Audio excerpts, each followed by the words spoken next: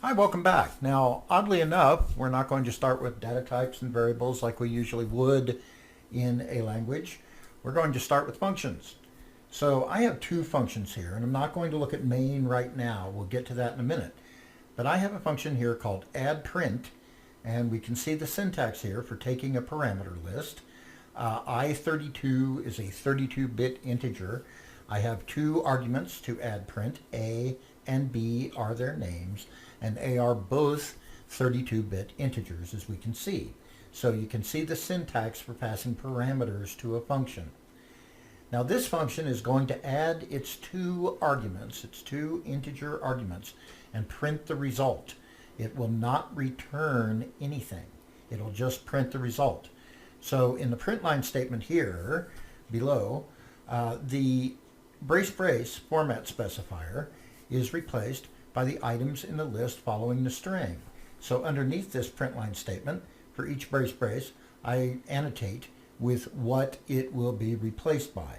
So the first one is replaced by the first item in the list, A, the second by B, and the third by A plus B.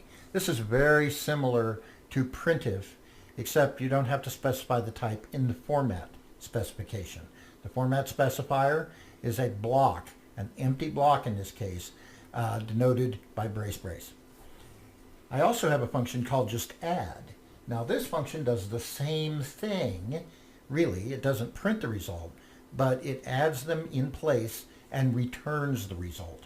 So we have the same parameter list here, A and B, both 32-bit integers, and here I am going to return, this is an arrow operator, it means returning, and then here I have another 32-bit integer. That makes sense. If I add two 32-bit integers, I should get a 32-bit integer result.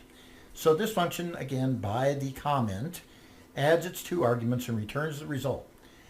Note here, though, that this expression, A plus B, isn't followed by a semicolon.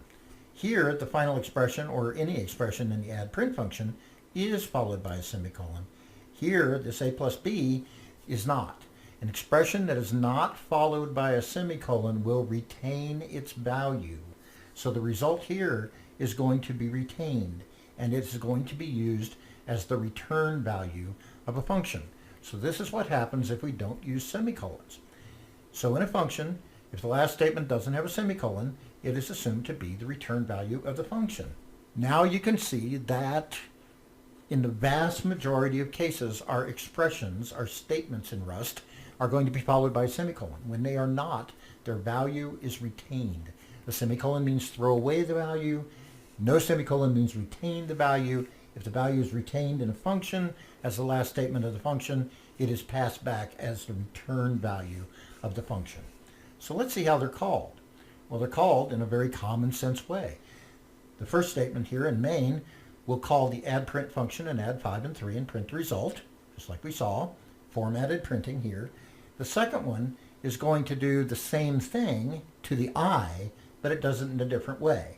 It prints a format string using 5 and 3 for here, and then is add the result of add 5 and 3. So this syntax should be fairly comfortable to you if you are familiar with C, for example. Let's see how it runs. So I'm just going to use the cargo run function from within the structure of my functions directory, which I'll give you as a tar gz and a zip later. So here we go. It says, the first addPrint function says the sum of 5 and 3 is 8. And when we print the formatted result of using 5 and 3 in the add function, I get the sum of 5 and 3 is 8. So this is a taste of functions in Rust. Thank you very much.